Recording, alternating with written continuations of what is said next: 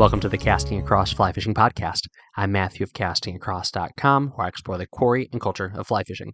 Hey, it is episode 301. It is another accusation podcast, and it is being recorded in a thunderstorm. So there's no power in my house, but I guess my laptop had enough juice for me to get started. And we are going to get right into your questions, your comments, and your accusations.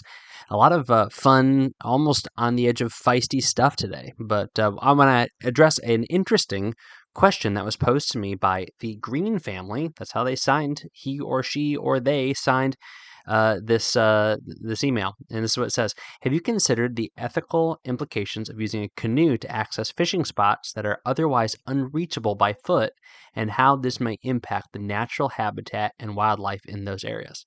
That's a really good question. One more time. If you consider the ethical implications of using a canoe to access fishing spots that are otherwise unreachable by foot, and how this may impact the natural habitat and wildlife in those areas. So effectively, the Green family's question is there some sort of ethical dilemma or issue that comes in when a person goes to fish somewhere that requires significant effort to get to, specifically a canoe? And I guess I can answer this in a few different ways. Here's the first one. The first one is that doesn't bother me, and here's why. We have to access these waters in some way. If a canoe means you can't get there by foot, well, what about by wader? I mean, is that an option? Can you get there, if not by canoe, can you get there by a more circuitous route? So that to me is not as much of an issue as the kind of what might be underneath the question, which is, if there's a fish population that is very, very remote and otherwise inaccessible or very, very complicated to access, is it appropriate to touch those virgin waters? So there's two kind of paradigms or frameworks or worldviews that you may come to this question with. The first one is a very naturalistic, materialistic one that says we have evolved from the same stuff as those fish. And although we have technological prowess in the construction of our fly rods and in the construction of canoes or maybe even boats with motors, our being part of the ecosystem and nature gives us as much of a right to be there as the fish. And so we can go after them and get them. And if anything, survival would dictate that we would eat those fish. And if they can't handle it, then sorry, you get left on the dustbin of evolution. Now, that might sound a bit cold and a bit extreme, but it's my favorite way to reduce arguments to the absurd. Another worldview, which I would say is the polar opposite, is a stewardship worldview, which is one saying that we have been given an opportunity by our Creator to take care of things like fish and their ecosystems and the greater habitat around them. And with that being said, we have some decisions to make. Do we want to go to a place that has no fishing pressure and be the first ones there, or be the first ones there in a long time and clean it up? And to me, that sounds like a lot of fun. And when I say clean it up, I don't mean catch all the fish. I mean catch a handful of really, really eager and fat trout. Okay. On the other hand, you might say, I don't know if I want to mess up a good thing, and so maybe I will go and I'll observe. Or, and this is probably the best way to go about it, go and enjoy it, but don't put it all over social media. Now, that said, if it's a really remote place, you're not going to get a ton of people. You will get a good number of hardcore and truly committed anglers that will go to any location like that is on the map. But my experience is the stuff that's by the side of the road gets a lot of pressure. The stuff that requires a little bit of hike gets a good amount of pressure, but not that much. The stuff that requires a big hike, even in places like the Shenandoahs in Virginia or up in the White Mountains in New Hampshire, places that people are all around all the time and there's really good access to, but it requires a little bit more. So a little bit of a hike, or maybe dropping in a canoe or a float tube. People just aren't going to do it. So all of that said, I think the Green family's question is really good. These are things that are worth thinking about. I don't subscribe to the idea that we would ruin an ecosystem by touching it, because to be again very very pessimistic, we are being told that we have already touched ecosystems, by the fact that I drove my car today, that the ponds that are remote in my area have been negatively and adversely impacted by that. Well, if that's the case, then how do you remediate that? Short of stopping driving, which no one really is going to do. People might say they want to do that, but they're not going to do that. Well, the best way to do it is to be present. Steward it by being there, by being a good user of a ecosystem and a resource. So that means policing who's there, not necessarily being the one that goes after somebody who may be keeping too many fish or throwing litter, but picking up litter, taking care of things, and reporting, significant issues if they happen to be there. And if a bunch of sportsmen, anglers in particular, are utilizing a natural resource, then there will be less of an opportunity for the truly degrading things that can happen to happen, whether it be some sort of development or some sort of pollutant or some great abuse. So all that said, I appreciate the idea of being very gentle and very quiet about far away, hard to reach natural resources.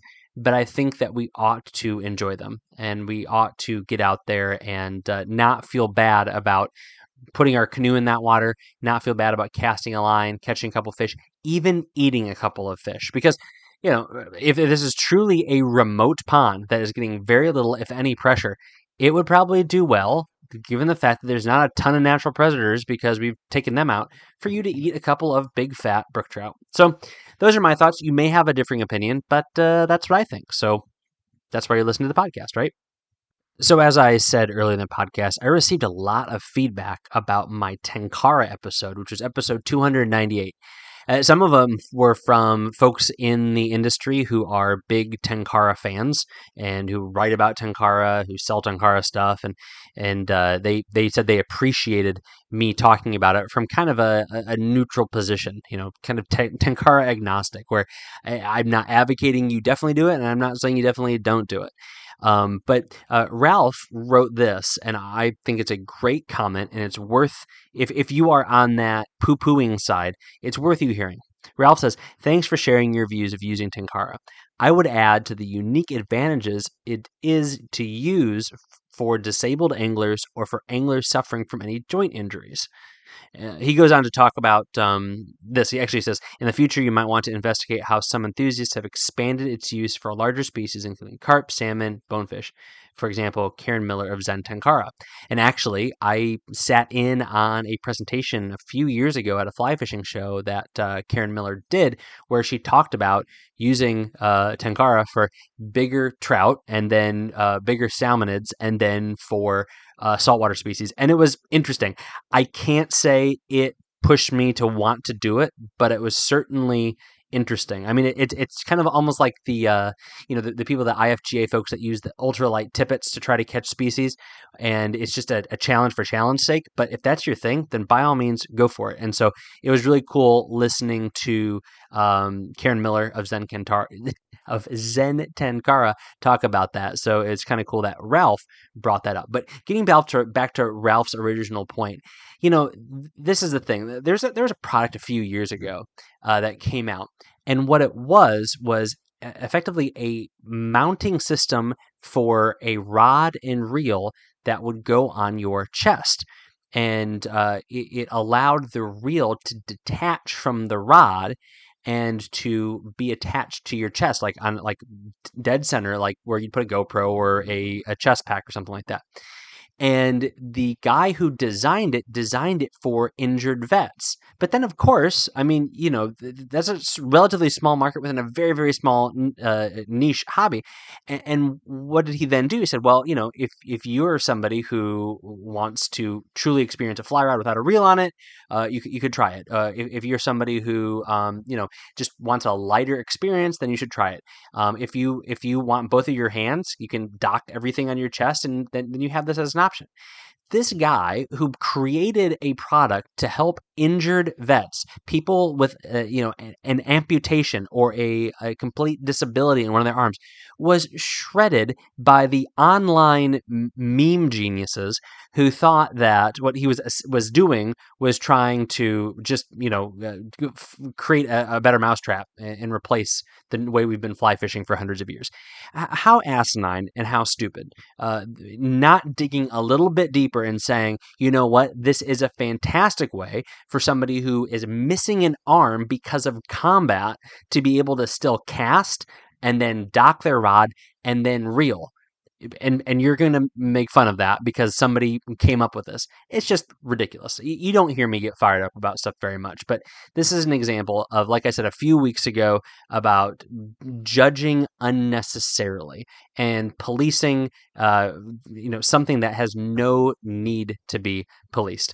So I say that in a circuitous way of getting to Ralph's point, which is tenkara is great for somebody who has joint pain or who has a disability because you really only need one hand. Now, can you use traditional gear with only one hand? Of course. And I've seen plenty of people do it with all manner of disabilities and amputations and things like that. And they overcome what is essentially created for a able-bodied, a normal, typical setup. They're able to overcome that. But when you take the reel and all that extra line out of the equation, now there's a few less things for someone to manage. So again, that is a wonderful reason for someone to use tenkara. If they don't want that extra weight, and even though it maybe is only 3 to 5 to 7 ounces, take that out of there.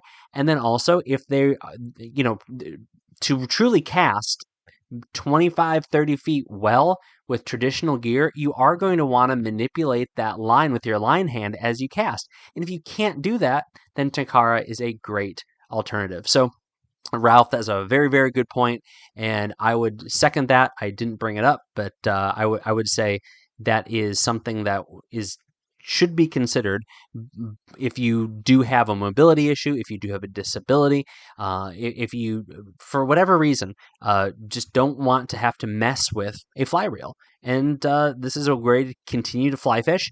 You can still utilize your casting mechanics. You can still get a very, very similar feel to what you're used to with your 9-foot 5-weight with, an 11-foot tenkara rod. So thank you very much, Ralph, for bringing that great, great point to the forefront. Okay, so if tenkara didn't set you over the edge, how about we talk a little bit about minnows? So I have an article, a comment on an article that's actually older, but it came back into the forefront for a reason I'll mention later today. This article was called "3 Reasons to Celebrate This Fall Fish." This article was written a while ago, maybe about 6, 7, 8 months ago, about the Virginia state record fall fish being caught. So a fall fish is the largest minnow here in the East Coast, and the Virginia state record was caught by a guy fishing in southwestern Virginia. Just a matter of days ago, the Virginia Department of Game and Inland Fisheries, actually, I think they changed their name. They're just Virginia Fish and Wildlife now, but they announced that it had been broken again. So you've got this giant, ugly, gnarly looking minnow that somebody caught in Virginia, and I think it is incredibly cool. Why is it cool? It's because, first of all, these are people some of them do it on purpose. Other people, you catch a good sized fish, no matter what species it is, that is really cool. I think also you catch the biggest recorded in your state. And I don't care if it's 4 inches or if it's 40 pounds. That's also just something neat because what it illustrates is the exemplary nature of that particular fish where you are at that moment, whether it's by luck or circumstance or skill. And it just all comes together to create something really cool. So I don't have that fall fish specs in front of me, again, because my power is out and I didn't memorize it. But all that to say, Ross chimed in on that original article and he said, I caught my first 11-incher today. And it's a decent sized fish. And it was in Bull Run Creek. The article was super fun, and I'll be looking into more creeks for these fish. So I think that's awesome. Like I always talk about, if I get somebody to get out and try something new and try something different, then I feel like I've done my job for casting across. And if I got folks like Ross out looking for quote unquote trash fish to catch in their fly rod, then that makes me very happy. And an 11-incher is good. Honestly, if I were to pick an 11-inch fall fish or an 11-inch stock trout, I'd probably choose the 11-inch fall fish. And I've talked about this before, but just that weird psychology of you maybe haven't been catching fish, been fishing for trout, and all of a sudden you get something that's pulling hard on your line, it's really bulldogging, and then you pull it in and it's like, oh, it's just a fall fish. But it fought hard, and if you're fishing a catch and release area, then, yeah, I know you want to catch a trout, but appreciate that experience for what it is. That happened to me recently fishing on the Delaware. I hooked into a shad, and it fought probably twice as long as the biggest trout that I caught. Now, given it was much larger than the biggest trout that I caught that trip, but it still was fun. It was a little bit disappointing because I thought I caught a simply giant rainbow trout, but once I realized that it looked more like a tarpon than a trout, I knew that I had gotten into a shad. But yeah, and another cool thing about Ross's email is I think he's in Virginia fishing Bull Run, someplace where I've not fished, but I've run and I've toured the battlefield there. So, could you have a good day being on the battlefield, fishing on a little muddy creek, and getting into a giant minnow with your fly rod? Absolutely. And don't let anyone tell you that that's not a good time out on the water. Don't let anyone tell you that using a Japanese fixed length line style of fishing is not a good time on the water. Don't let anyone tell you that you should stay away from a remote pond. As long as you are being a good steward of the resource and you are enjoying yourself and you are not putting your family's bank account and your job and your relationships at risk, then go somewhere wild, use whatever gear you want, take care of the fish, and catch whatever fish is in front of you. Honestly, that is really a message that for some reason we still need to talk about in fly fishing. We were at a point where maybe 20 years ago, guys that fly fished for carp were seen as absolutely ridiculous. There's maybe 2 books out there. Now, carp fly fishing is cool. Well, what changed? Nothing changed. People just realized it was fun and they stopped making fun of people and they went out and had an adventure.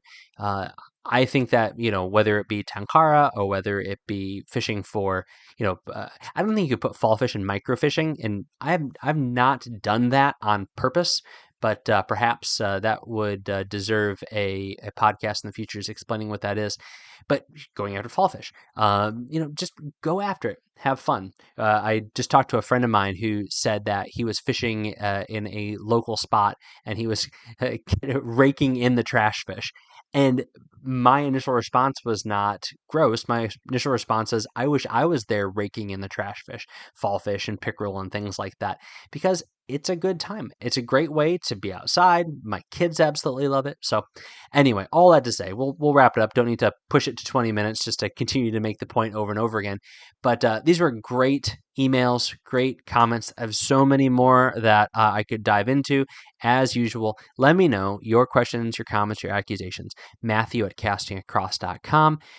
If I don't talk about your email on the podcast, I will get back to you, assuming my junk mail doesn't grab you, just via email. So I'm happy to do that, and it's one of my favorite parts of these last 301 episodes and nearly 9 years of the podcast is interacting with people. So definitely let me know if you have questions or you have fly shop recommendations, you have book recommendations, whatever it may be. Do not hesitate to reach out. This week on castingacross.com, the first article was called Simple Versatility from Tenkara USA. Simple Versatility from Tenkara USA. So Tenkara has been on my brain. Tenkara has been on my podcast and on the website, and it's been in my hand. And I've been fishing a new rod to me, the Rhodo, RHODO, like rhododendron. And it is a really cool rod from Tenkara USA. So this is actually my second Tenkara USA rod. I have the Iwana, which is a a longer, kind of more typical tenkara rod that you can use on bigger water, but still it's a rod to use on a small creek. But the Roto is great because it can go to, I think, 9 foot 8 inches, 10.5 feet, and actually no, 8 9, 9 8, and 10 6, something to that effect. All the details are on my website, but I don't have that in front of me because I don't have the internet right now. But you can extend it to those 3 different lengths, and it feels like a different rod at all 3 lengths. And you can certainly feel that in between the shortest length and the longest length, and the significant difference that's there. It casts really well, very responsive. It is very lightweight. It comes in at like 2.1 ounces. This is a great rod if you want to go backpacking or trail running, like I talked about quite a bit on the website. But the thing that was coolest to me about fishing with the Roto and casting it is that when it is on the shortest length, that 9 8 or 9 6, whatever it is, it feels very much like a traditional Western fly rod.